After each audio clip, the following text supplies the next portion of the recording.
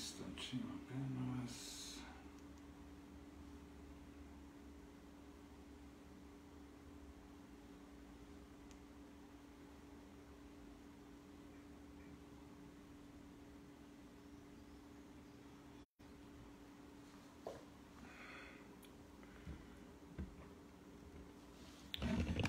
Bom dia a todos vocês, bem-vindos ao nosso Beit Midrash virtual. Como de costume, no mês de Elul, vamos iniciar com o toque do shofar. E hoje, pelo visto, os ajudantes estavam fazendo muita bagunça, então acho que a mãe resolveu não trazê-los. Mas vamos ao nosso toque do shofar.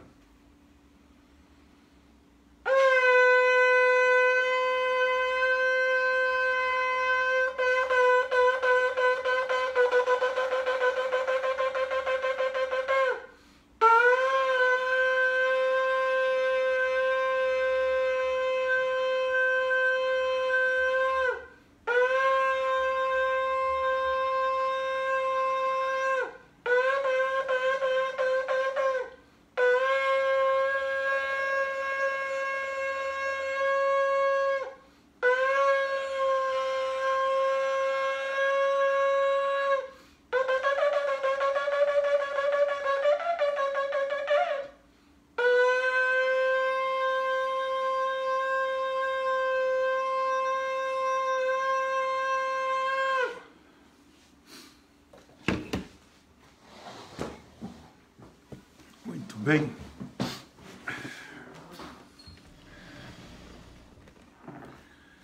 instantinho.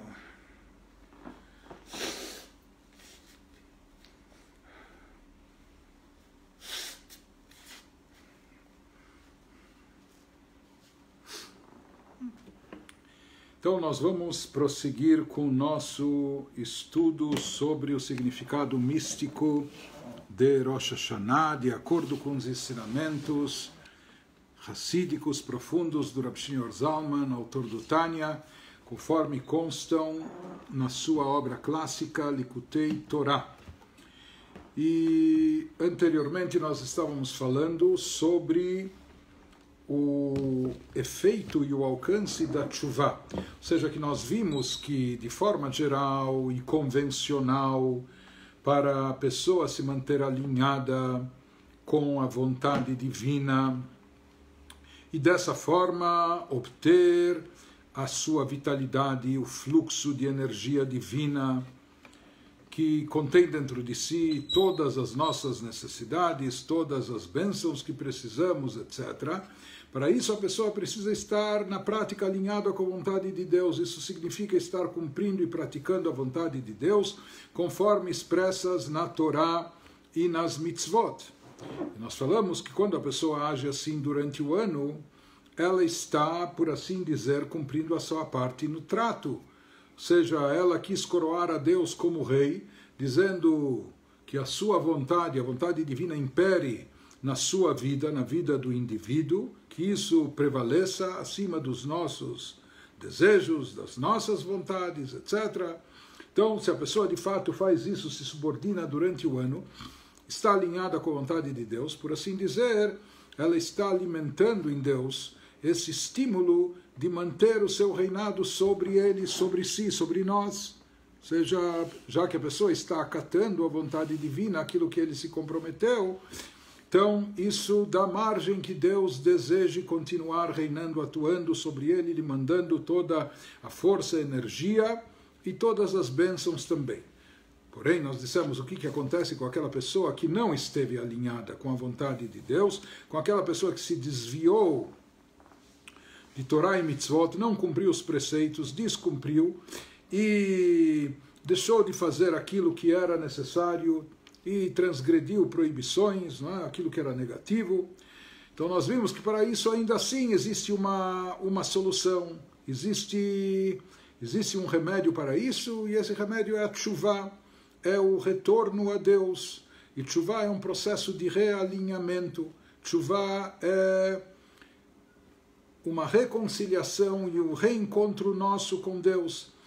Depois nós falamos que através da tshuva a pessoa consegue não só se realinhar à vontade divina, mas ela consegue também corrigir aquilo que de falho que foi feito no decorrer do ano passado, quando ela se encontra em Rosh Hashanah.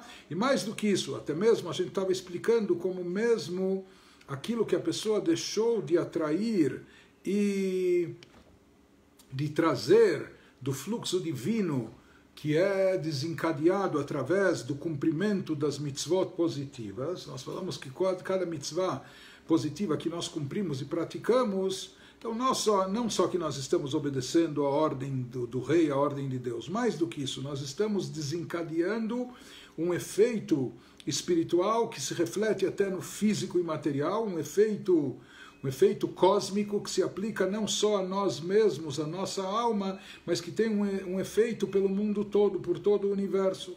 Nós dissemos quando uma pessoa deixou de cumprir um preceito positivo, mesmo que ele se arrependa depois, mesmo que ele peça desculpas a Deus, e Deus vai lhe perdoar. Se o seu arrependimento é sincero, ele faz tshuva. Porém, nós estávamos dizendo que em termos místicos, aquela luz, aquele fluxo referente àquela mitzvah específica, daquela data específica, aquilo foi perdido, aquela oportunidade já passou, aquilo não foi obtido, não foi atraído, e já passou. Agora é um outro dia, com outros fluxos, com outras mitzvot, etc., mas nós estávamos elaborando esse assunto que mesmo essa luz perdida, essa espiritualidade extraviada, por assim dizer, ou algo que já passou, a tshuva tem o poder e o alcance de restituir essa luz, tem o poder de recuperar e compensar, enfim, atrair novamente essa luz, mesmo que aparentemente o jogo já terminaram os 90 minutos, ou mesmo que expirou o prazo, passou da validade, etc. Mas de forma retroativa, a tshuva tem esse poder maravilhoso, esse alcance fabuloso de recuperar essa energia que foi desperdiçada, que foi perdida. Para entender isso, como isso funciona na tshuva, nós estávamos explicando a frase do Salmo de número 130 que nós recitamos nos 10 dias de tshuva, iniciando em Rosh Hashanah e indo até o Yom Kippur. Nós falamos sobre a frase, o versículo que nos diz: Mima'amakim kraticha avaye, das profundezas eu chamo, eu clamo a ti, Deus. E aqui, quando ele se refere a Deus, ele menciona o nome Havaiá, o tetragrama, o nome de 4 letras, o nome inefável que não se pronuncia, o nome Yud Kei Vav Kei. Nós explicamos o sentido mais profundo e místico disso e falamos qual o nosso trabalho espiritual, no que consiste o nosso serviço espiritual nesse período, nesses 10 dias sagrados, nesses 10 dias tão elevados. Então, nosso serviço consiste em se voltar a Deus, em chamar a Deus, em clamar a Deus. Kraticha avaye. Ou seja, assim como alguém que chama o outro que está às vezes longe de si, distante de si, e com esse chamado ele faz que o outro se volte para ele, ou se aproxime dele. O mesmo nós queremos fazer com Deus, ou seja, o chamado deve partir de nós. Nós fazemos o chamado, demonstramos o interesse, e mostramos Deus, e até suplicamos, clamamos a Ele, por essa reaproximação, por essa reconciliação. Então isso significa chamar e clamar a Ele, né? Queremos que Deus se volte a nós, dirija-se a nós, que isso representa o chamado. E aqui ele explicou para nós também, nós chamamos a Deus, aqui ele se refere a Deus com o tetragrama, isso é de forma minuciosa e precisa, Kraticha Avaye, porque nós explicamos que de acordo com a Kabbalah, no tetragrama estão insinuadas as 10 sefirot, que são os atributos divinos através dos quais Deus rege o universo e manda energia e vitalidade para todas as criaturas. Então aqui quando nós falamos Krati Havaya, que eu estou chamando a Deus ao tetragrama, significa que eu estou chamando o fluxo divino, que eu estou procurando atrair essa energia divina para que ela se manifeste nos 10 atributos de Deus, através dos quais ele emite força e vitalidade para o universo e todas as criaturas, inclusive nós, né? Então, ou seja, eu estou procurando chamá-lo, atrair essa energia divina para que ela se revista nas 10 sefirot, nos 10 atributos de regência do universo, e isso traga o fluxo divino, traga essa energia vital para todos nós. E mais do que isso, nós falamos, existe um nível transcendental, ou seja, quando, por exemplo, na nossa liturgia, na terceira bênção da Amidah, nós falamos Atah Kadosh Veshimcha Kadosh. Deus, você é santo, sagrado, e o teu nome é santo, sagrado. O Kudoshim Alelu Hasela, e você é louvado pelos seres sagrados, os anjos, etc. Não é? Mas existe aqui uma distinção entre Atah Kadosh Veshimcha Kadosh. Tu és santo, você, Deus, é santo, é sagrado, Beshimcha Kadosh, e o teu nome é sagrado. Não é? Nós temos 7 nomes sagrados, de acordo com a Halachá, no judaísmo, nomes de Deus que não podem ser apagados, etc. Não é? E o nome Havai, talvez é o principal entre todos, é chamado o nome essencial de Deus, o nome inefável. E aqui se diz, o nome é sagrado, mas Deus, Atah Kadosh, antes do nome existe Ele na sua essência. E são 2 níveis de Kedushá, de santidade distintos. Atah Kadosh, você, Deus, é santo. Veshimcha Kadosh, e o teu nome, como nós falamos, o nome é um reflexo. Não é?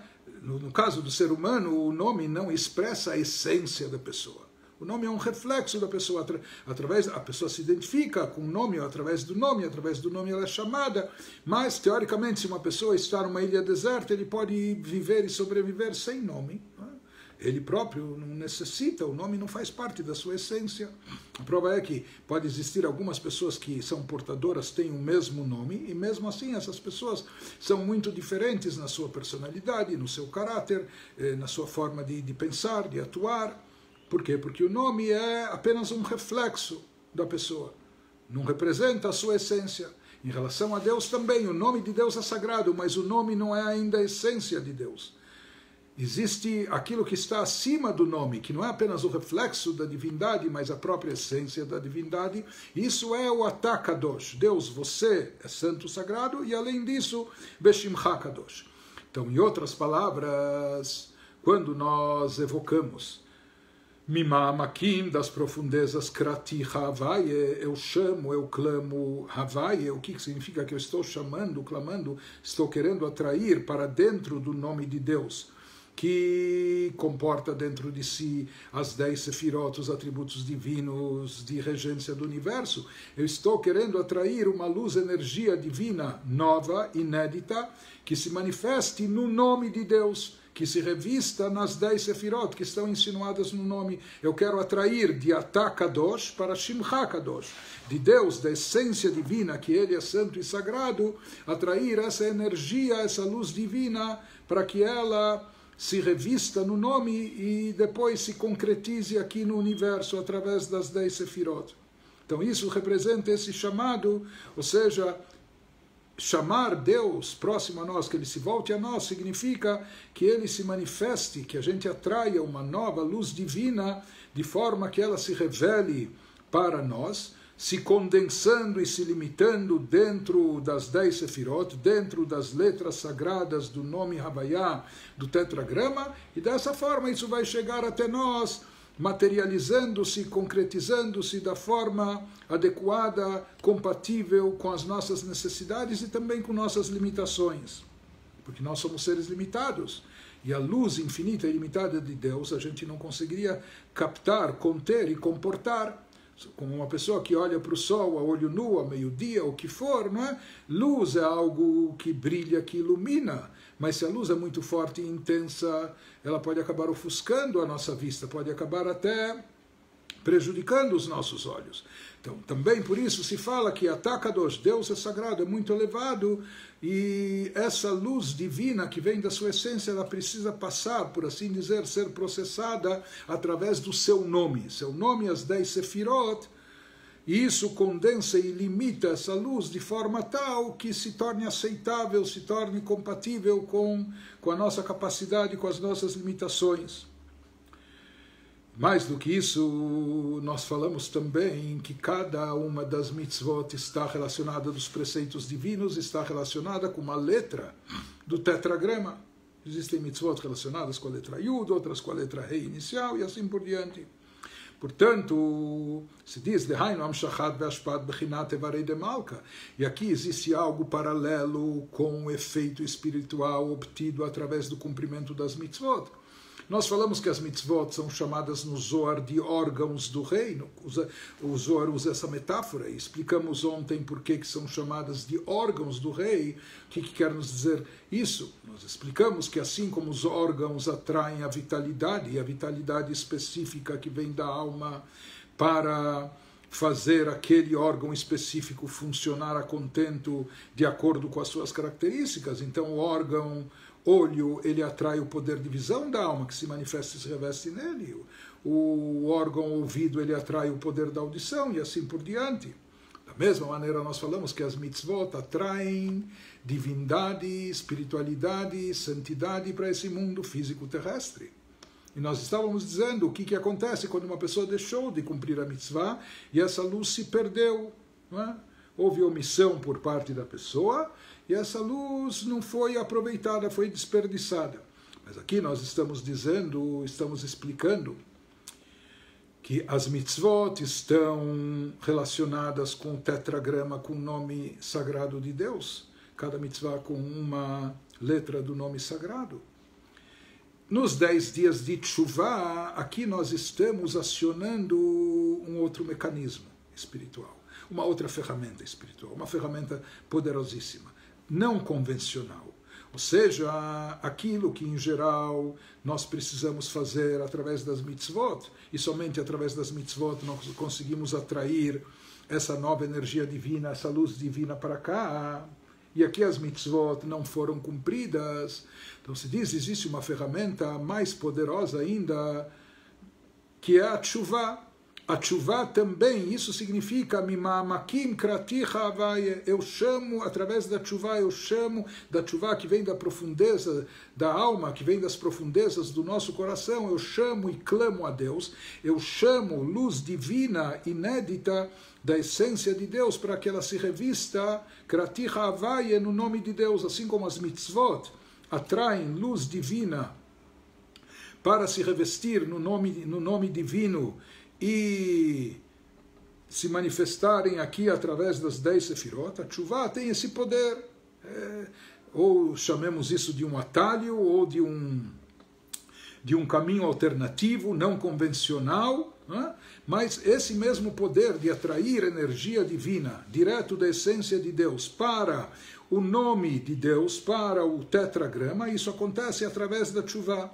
Ou seja, nós chamamos e clamamos, atraímos essa luminosidade que vem, esse fluxo divino, aquele fluxo que em geral vem através das mitzvot, que por isso as mitzvot são chamadas os órgãos do rei, né? Porque essas letras do nome de Deus são os recipientes que captam e contêm essa energia que vai ser traduzida depois em bênçãos através das sefirot, etc., né? Então ele nos diz, em cada letra há um tipo de energia específica, que é atraída do divino, do infinito. Assim como cada órgão ele contém um poder específico, não é? E aquilo que não foi obtido, ou que foi desperdiçado, que não foi aproveitado através do cumprimento de mitzvot, através da Teshuvah nós podemos recuperar, nós podemos obter isso novamente. E, em especial, nesses 10 dias. Por isso, esses 10 dias é o período mais apropriado para a Teshuvah do ano todo. Não é? Esses 10 dias, a série de Teshuvah, são chamados os 10 dias de Teshuvah. Então, isso que ele nos diz, o Alidei Mimamakim, como a gente consegue, através da Teshuvah, repor essa energia que faltou, que se omitiu, nas letras do tetragrama, nas sefirot divinas, nos atributos que vão mandar o fluxo divino aqui para a Terra. Como a gente consegue isso? Mimamakim, quando a gente atinge as profundezas. O versículo fala das profundezas, eu clamo a Deus. O sentido literal disso é que eu chamo a Deus das profundezas do meu coração. nós vamos ver aqui um significado mais profundo. Ele nos diz que isso se refere aqui às profundezas, se refere não somente às profundezas nossas, do nosso coração, da nossa alma, ou seja, esse chamado só vai ser eficaz, só vai conseguir atingir esse nível transcendental que está acima do próprio tetragrama, acima do nome de Deus, não apenas Shimcha Kadosh, não só o nome sagrado, mas Atah Kadosh, chegar até a essência do próprio Deus, que é a fonte de energia, que de lá emana a energia que vai se revestir no nome divino. Então aqui, já que de forma convencional a pessoa falhou, ou seja, aquilo que tinha que vir de forma convencional, a energia que era canalizada para o nome divino, ela não foi obtida, ela foi desperdiçada. Como isso pode ser recuperado? Só quando a gente recorre a uma mais alta instância, a um nível bem mais elevado, um nível transcendental que envolve e mexe com a própria essência divina, que é a fonte da luz, é a fonte da energia. Não é? E como a gente chega nesse nível, como a gente mexe nesse nível, como se atinge esse nível? Então ele diz, isso tem que vir das profundezas do nosso ser, da profundeza do nosso coração, da nossa alma.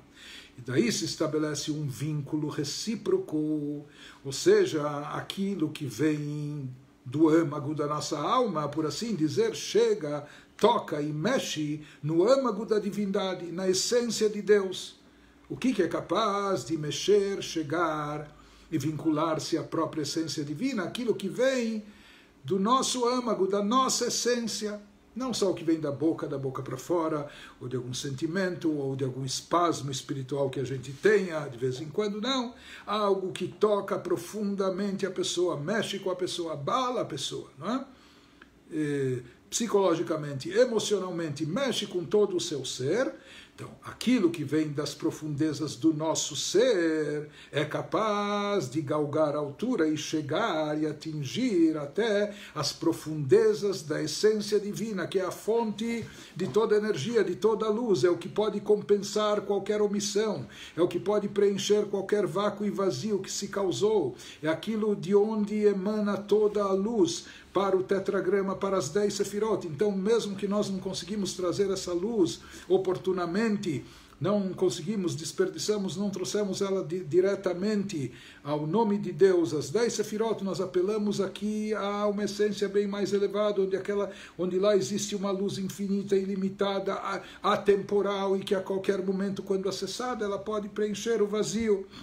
Então isso ele nos diz, no Ômega Elion, a gente vai conseguir repor as perdas somente quando a gente chega até as profundezas da divindade suprema. O Ratzon Elion Shelemala Mala Mibchinat Ishtalshelut, isso se refere à vontade suprema de Deus, que está bem acima, muito acima do mundo e do universo. Em outras palavras, existe o padrão convencional, que na linguagem cabalística é chamado de Seder Ishtalshelut. Existe a atuação divina dentro do mundo e do universo, que vem de forma gradual, e por isso é chamado como Ishtalshelut. Ishtalshelut é como se fosse uma corrente, em hebraico a palavra Shalshelet é corrente. E por que esse processo, por que esse cenário convencional de energia divina é chamado de Ishtalshelut, onde reinam as 10 sefirot, e tudo vem de forma ordenada, ou seja, da primeira sefirah, Chokhmah, passa para Binah e assim por diante, até chegar na 10ª da sefirot, Malchut, soberania, reinado, Malchutcha, Malchut Kol Olamim, de onde emana vitalidade e energia para todo o mundo e todas as criaturas, mas tudo isso vem de forma gradual, como uma corrente. Numa corrente nós temos o elo superior, e ligado a ele nós temos o elo inferior. O elo inferior, a parte de cima do elo inferior está ligada à parte de baixo do elo superior. Então é um processo gradual, ou seja, da parte mais baixa da sefirá de cima se recebe um fluxo que ele é repassado para a sefirá abaixo dela e assim por diante. Por isso esse processo é chamado como uma corrente, Seder Ishtalshelut, onde tudo vem de forma ordenada, de forma gradual, cada coisa no seu devido tempo, no seu devido lugar, de acordo e sob medida, de acordo com o mérito ou a capacidade de cada um obtida, conquistada por cada um em termos espirituais, de conter essa luz. Esse é o caminho convencional, esse é o, vamos dizer assim, um método padrão que rege o mundo, que reina no mundo de forma convencional. Tudo é obtido no seu devido tempo, no seu devido lugar, da sua devida forma, através do cumprimento das mitzvot. Porém, aqui nós estamos falando de algo não convencional. Quando a pessoa não cumpriu as mitzvot, a pessoa quebrou essa ordem. A pessoa, por assim dizer, arrebentou a corrente. Então, como ele retifica isso? Para consertar isso, ele precisa atingir um nível transcendental que está acima do mundo, acima do universo, acima da atuação de Deus como Criador, acima das 10 sefirot, dos atributos através dos quais Deus rege o mundo. E esse nível nos remete à própria essência de Deus. Existe a vontade de Deus conforme manifesta aqui nesse mundo, conforme ela aparece na Torá, nas mitzvot. As mitzvot são a vontade divina. Mas nós falamos que Torá é a sabedoria divina, mitzvot representam a vontade divina. As mitzvot se encontram na Torá. De certa forma, essa é uma vontade, a vontade divina que expressa a sabedoria divina. Por assim dizer, seria como uma vontade que tem uma razão de ser, que tem uma lógica, que tem uma explicação. Por isso se fala, existe aquela vontade que é gerada por uma lógica, por uma razão. Então aqui se fala da vontade de Deus, que é derivada da sabedoria divina. A sabedoria divina é a Torá, Oraita Mechochma Nafkat, a Torá é a sabedoria, e as mitzvot que se encontram na Torá expressam a vontade divina derivada dessa sabedoria. Porém, por exemplo, no ser humano, vamos voltar ao ser humano, tentar entender as coisas, como elas funcionam dentro de nós, para depois tentar projetar, imaginar, guardando as devidas proporções, a diferença entre nós, criaturas finitas, mortais, limitadas, e o Criador infinito e ilimitado, mas só para ilustrar, para aproximar esse conceito da nossa mente e procurarmos entender melhor. Então, no ser humano, por exemplo, há vontade e há vontade. Tem aquela vontade que é uma vontade, por assim dizer, racional, uma vontade lógica. Eu entendo alguma coisa, sei que isso é bom, sei que isso é benéfico, sei que isso é positivo, vai ter um impacto bom para a minha vida, e etc. E por isso eu quero isso, por isso eu desejo isso. Por quê? Porque eu entendo que isso é bom. Então essa é uma vontade, talvez despertada pela lógica, regida pela razão, e etc. Isso, a razão, a lógica desencadeia essa vontade. Isso é um tipo de vontade. Porém, existe um outro tipo de vontade, que é uma vontade suprarracional, independente da razão, independente da lógica. Talvez nem tenha razão, nem explicação, mas a pessoa quer porque quer. Essa é uma vontade essencial. Não é? A vontade de um pai de abraçar o seu filho, de estar próximo a ele. Pode às vezes haver uma lógica, sorte daqueles pais que têm muito naches dos filhos, orgulho, satisfação e etc. E os filhos lhe causam muito prazer, satisfação com o seu desempenho, com sua atuação e etc. Mas Deus nos livre, infelizmente, existe também o contrário, o oposto. Às vezes existem situações onde, pela lógica, aquele filho não faz jus, aquele filho não merece, aquele filho se afastou, aquele filho, muito pelo contrário, desrespeitou, fez, enfim. Mas mesmo assim, existe um sentimento essencial no pai, que Rachem Av al Banim, um pai que tem misericórdia, amor pelo seu filho, que isso é laço sanguíneo, isso é algo natural, intrínseco dentro dele, que não depende de lógica e razão, mesmo que contrarie toda a lógica e razão. Ou seja, por todos os motivos lógicos, talvez ele não merecesse esse amor, talvez ele não merecesse esse carinho, talvez ele não merecesse esse gesto de aproximação, o que for, mas aqui prevalece uma vontade que é uma vontade essencial, que é uma vontade que não está baseada na lógica e na razão, mas sim é a vontade. Por isso, já que essa vontade não é derivada da lógica e da razão, ela é uma vontade suprema, é uma vontade essencial, reflete a essência do ser. Então, Isso como exemplo, metáfora, mas de certa forma esse mesmo conceito existe, nós vamos ver aqui em relação a Deus. Torá e mitzvot, que é o padrão convencional dentro do Seder Ishtalshelut, dentro da corrente de energia divina desencadeada para dar vida e existência ao universo. Esse é o padrão convencional, ordem e tudo gradual e etc. O padrão não convencional, transcendental, suprarracional, acima da lógica, acima da razão, isso reflete algo que é transcendental. Isso é a tshuva. Esse nível transcendental que está... As mitzvot ainda têm, por assim dizer, alguma lógica ou uma explicação. O rei Salomão, mesmo os chamados dogmas para nós, o rei Salomão entendeu o significado, a lógica por trás de quase todos os dogmas. E outros também, Rabi Akiva, Moshe Rabbeinu, enfim. Mas existe algo que é a essência de Deus, que está acima de qualquer lógica, razão, etc. E aí é onde chega. Essas são as profundezas do ser supremo, do ser divino, que o Baal Teshuvah, o penitente, procura chamar, procura clamar e procura chegar lá. E quando chega lá é um outro nível, uma outra liga, é uma outra divisão. Não é? Aqui já não é um padrão convencional, etc. É algo totalmente transcendental. Isso que ele vai nos explicando, o que ou seja, qual é a forma e maneira de compensar aquilo que faltou dentro do plano convencional. Passou o tempo, faltou, não é? Houve uma omissão, não se cumpriu. Como pode se preencher esse vazio? Somente com uma luz superior, uma luz mais elevada que transcende as limitações de tempo, de espaço e etc. Não é? E essa luz vem da essência divina, isso é chamado a profundeza da essência divina. Ou seja, para poder chamar e com isso atrair Oren Sof Baruch Hu, a luz infinita de Deus. Yod Bechinat Havai, para que ela paire e se revista nas letras do nome do tetragrama, ou seja, que ela se faça presente nas 10 Sefirot. Ou seja, e como nós falamos que as mitzvot estão insinuadas também no tetragrama, e as mitzvot são chamadas os órgãos do rei. Em outras palavras, faltou aqui atrair a vitalidade para dentro dos órgãos. E onde nós vamos recuperar e resgatar essa vitalidade que se perdeu? Para tanto, nós temos que transcender.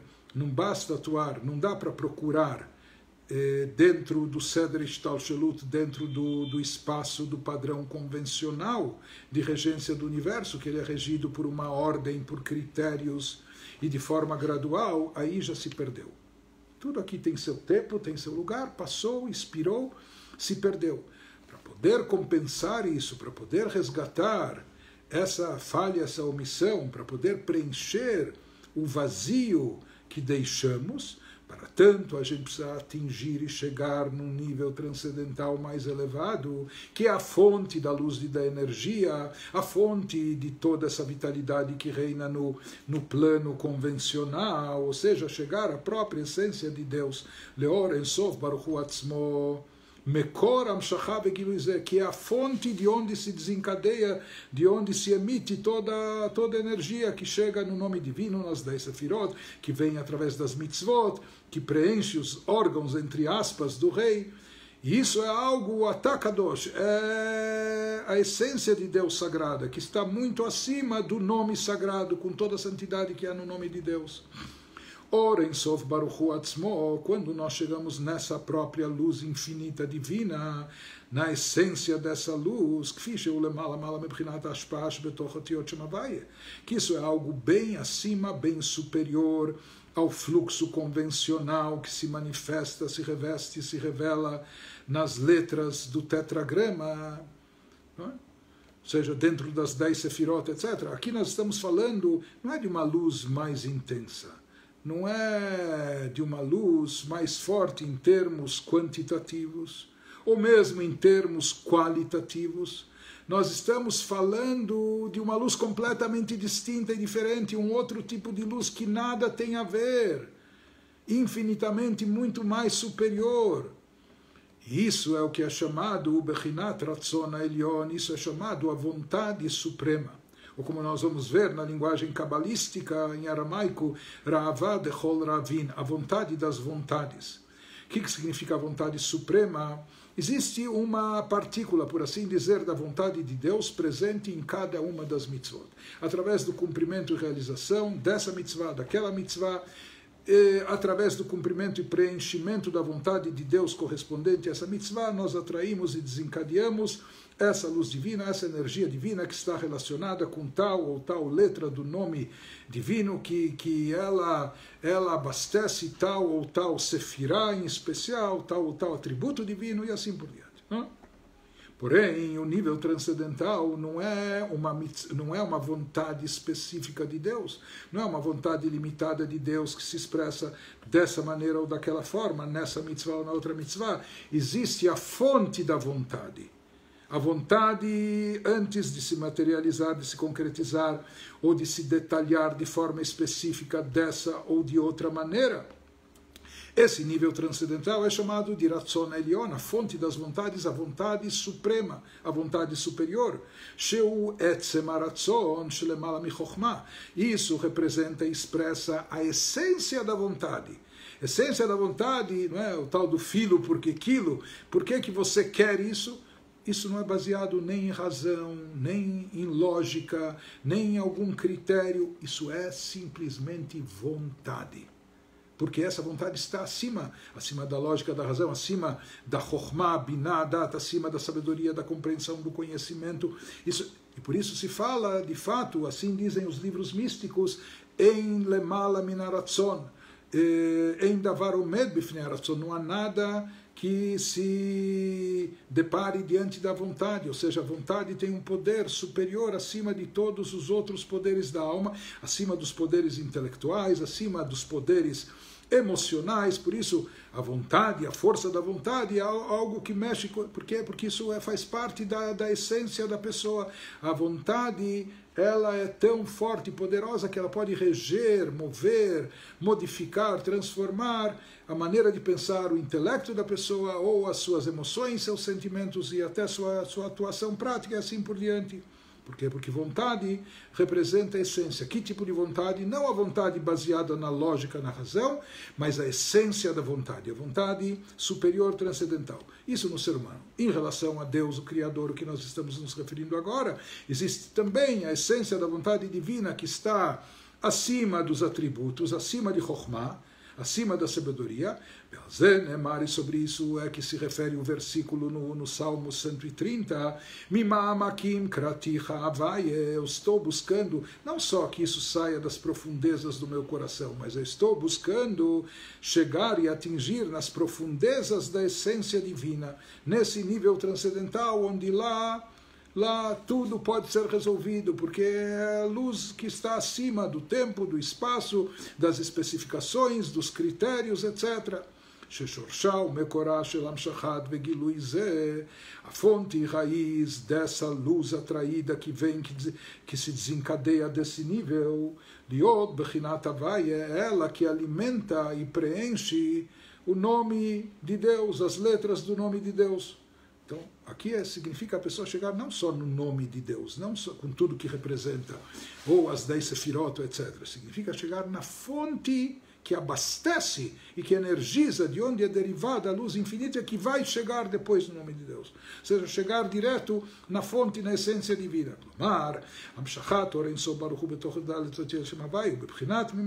Como a pessoa chega nisso, ou isso significa chegar às profundezas, à fonte. Hainu Omeka Elion, aqui se fala a profundeza de Deus, da divindade superior.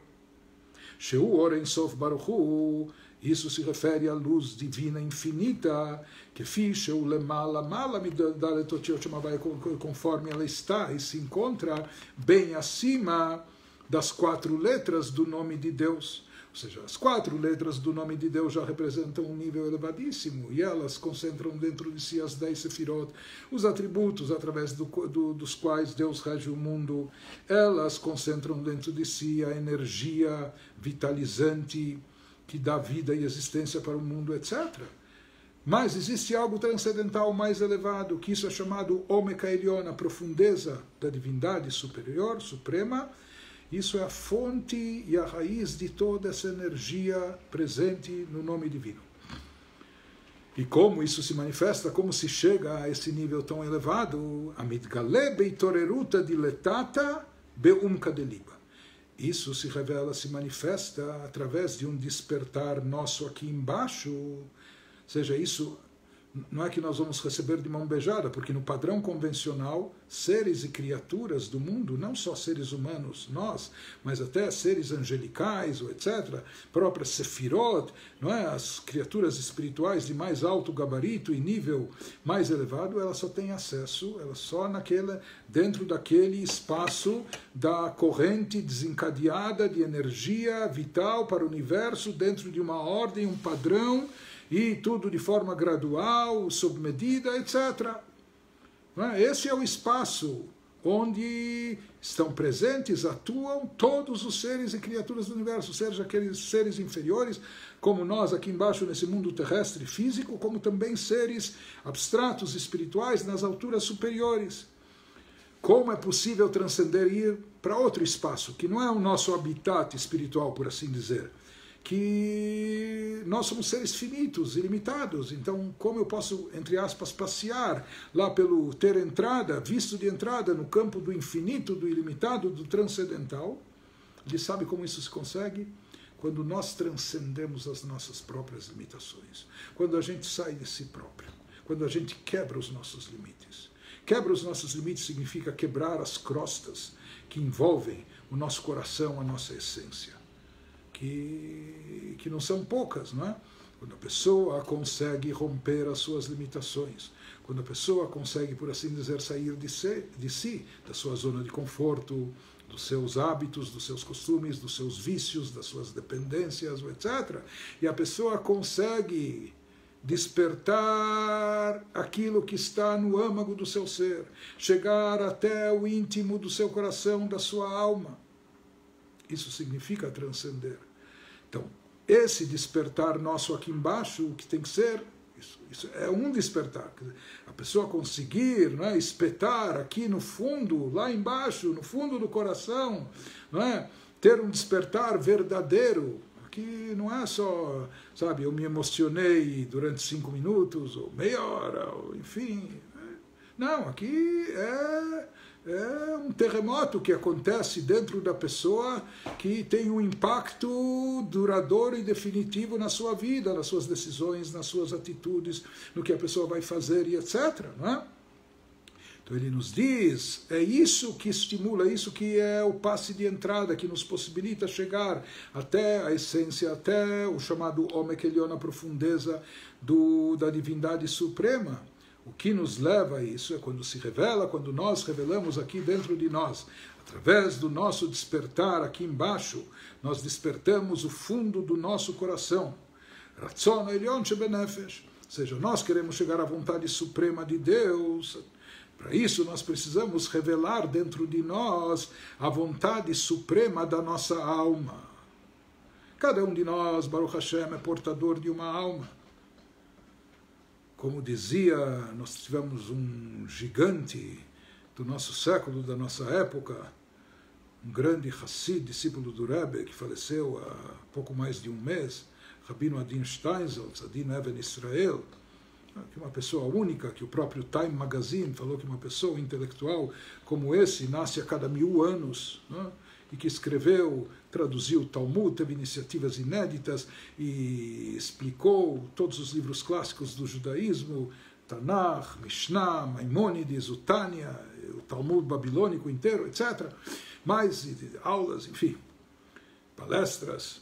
E ele dizia, o problema nosso, sabe, nós vivemos num mundo que nós temos educação física, nós temos personal trainers, nós temos academias de ginástica, etc., o problema é que as pessoas estão se concentrando só no corpo e no físico. E as pessoas esquecem ou querem ignorar que possuem uma alma. E essa alma também precisa ser exercitada. Essa alma também precisa ser alimentada. Essa alma também precisa ser vestida e assim por diante. E hoje, muitas vezes, a infelicidade do ser humano, a depressão, a melancolia, etc., é fruto desse desequilíbrio, que a pessoa está concentrada na busca do material ou do prazer físico, e ela esquece que para ter uma realização, para chegar à felicidade e plenitude, ela tem que abastecer e alimentar a sua alma. Graças a Deus, todos nós somos portadores de uma alma, temos que dar vazão a ela para que ela se manifeste, e agora é a alta estação, o período adequado, final do mês de Elul e chegada dos 10 dias de Teshuvah, começando com Rosh Hashanah, terminando com o Yom Kippur, e esse é o período no qual deve haver o despertar inferior, o despertar nosso aqui embaixo. Nós devemos nos despertar. E despertar de tal forma que isso mexa com o fundo do nosso coração. Ou seja, mais do que isso, não só que a gente tem, esse é o período de se lembrar que nós também temos alma e que a alma precisa ser alimentada, etc. Esse é o momento no qual a gente tem que atingir o que há de mais profundo e mais elevado na nossa alma. Esse é o momento, particularmente Rosh Hashanah, é o momento que a gente precisa despertar e chegar ao Ratzon Ha'elyon Shebanefesh, a vontade superior, a vontade suprema da nossa alma. Ou seja, buscar e descobrir, trazer em evidência, trazer à tona o que há de melhor dentro de nós mesmos. Todos nós somos portadores de uma alma, e uma alma sagrada. Nós temos que dar vazão a ela, permitir que ela venha à tona, se revele e se manifeste, e a parte mais elevada dela, que é a vontade suprema da alma. Daí se estabelece aquilo que a gente tem visto muito no decorrer do estudo, que é a reciprocidade. Como se chega à vontade suprema de Deus quando nós revelamos e nos dirigimos a Ele com a vontade mais elevada, suprema da nossa alma. Daí se estabelece, não é, um vínculo de coração para coração, do fundo do coração para o fundo do coração. Do fundo da alma, do âmago da alma para o âmago da alma divina, da essência de Deus. Daquilo que nós temos de mais elevado, para chegar ao nível mais elevado da divindade, que é de lá que nós podemos obter não só o perdão, mas o conserto, a retificação, a compensação, o preenchimento de tudo aquilo que foi perdido. Então ele nos diz, como a gente atinge a profundidade suprema de Deus, da essência divina, isso acontece quando a pessoa se desperta para fazer teshuvah, para se arrepender, para retornar a Deus, para fazer o caminho, empreender o caminho de volta. Mas esse arrependimento não é só momentâneo, não é só superficial, externo, mas sim é algo que vem de uma conscientização profunda, algo que vem do fundo do coração da pessoa. Isso que tem que se despertar em Rosh Hashanah. Isso é chamado, na linguagem mística, Ratzon Ha'elyon Shebenefesh, a vontade suprema da nossa alma. Porque, como nós falamos, não só que todos nós somos portadores de uma alma, de acordo com essa alma, todos nós queremos o bem. E nós não podemos e nem queremos estar desvinculados, desligados de Deus. Deus nos livre. Não é? Só que às vezes a gente esquece, ou não permite que ela se manifeste, a gente reprime essa alma, essa espiritualidade. E Rosh Hashanah é o momento não só de dar vazão a ela, mas de manifestar e revelar o que há de maior e mais elevado nela, a vontade suprema da nossa alma. Isso é o que vai levar e atingir de forma recíproca a vontade suprema da essência divina. Na verdade, cada um de nós na sua alma possui uma vontade intrínseca de se aproximar, de estar ligado e vinculado a Deus, ao Pitam Badat. Isso é até uma questão lógica e racional para a alma, porque a alma sabe e entende muito bem que Deus é o Criador, Deus é o Regente, Deus é o Provedor, e a minha vida e existência depende dele, etc, etc, com tudo que envolve. Então isso é até uma questão lógica. Mas isso seria ainda aquele nível que a gente explicou, que não é a vontade, não é ainda a vontade, a essência da vontade, a vontade mais poderosa, é a vontade racional, é a vontade revestida na lógica. A lógica, de certa forma, filtra e ameniza a vontade e a paixão, não é?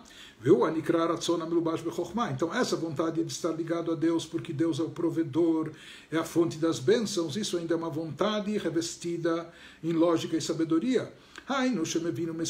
Ou seja, que a pessoa entende, compreende que é boa a proximidade a Deus, vale a pena e é interessante eu estar conectado com Ele.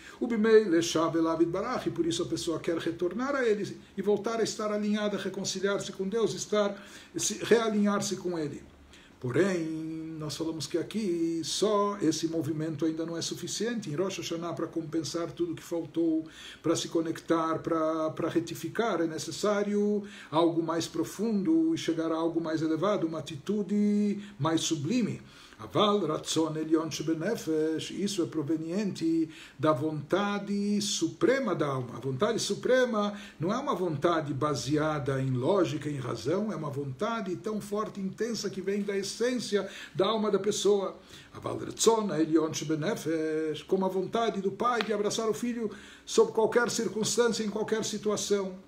Essa vontade suprema da alma, o Aratzon Leitkarev El Hashem, é a vontade intrínseca que nós temos e possuímos na nossa alma, de se aproximar e se alinhar, estar vinculado a Deus, não por interesse, não por necessidade, não por carências, não para preencher o que nos falta e não só para receber as bênçãos. Isso vem de forma, mas não é por isso. Eu quero estar próximo do meu Pai, eu quero abraçá-lo, eu quero estar próximo porque eu amo. Não por necessidade, não para ganhar a mesada, não por interesse nem nada, simplesmente porque eu amo, sem interesse qualquer, sem qualquer outro objetivo, sem outra agenda. A pessoa quer leitkarev el Hashem bli shum tam vadat, ela quer se realinhar e aproximar-se a Deus, sem qualquer motivo e razão, mas simplesmente porque ela quer, porque esse é o desejo intrínseco, a vontade essencial da sua alma, pela ligação intrínseca que nós temos com Deus na nossa essência. Por isso se diz, assim a Hassidut fala, como se traz em nome do Baal Shem Tov, que nenhum Yehudi pode, nem é capaz, nem quer estar separado de Deus. Nossa vontade essencial, na essência da nossa alma, todos nós queremos, precisamos estar vinculados a Ele. Então basta você colocar à tona essa manifestação da alma e revelar a parte mais elevada da alma, que isso vai fluir até naturalmente. Quando a pessoa se desperta para tshuva do fundo do coração, mexendo com a essência do seu ser, da sua alma, atingindo esse nível que é chamado a vontade suprema da sua alma, então isso serve como um despertar aqui embaixo, que vai desencadear de forma correspondente e recíproca um despertar superior, despertando algo semelhante lá acima. Ou seja, que com isso a pessoa também vai despertar e vai atrair, ela vai se vincular e chegar à vontade suprema de Deus, a parte essencial e transcendental da essência divina, algo que está bem acima do nome de Deus, das 4 letras do nome de Deus, das 10 sefirot insinuadas nele, ou mesmo das mitzvot que estão relacionadas ao nome de Deus.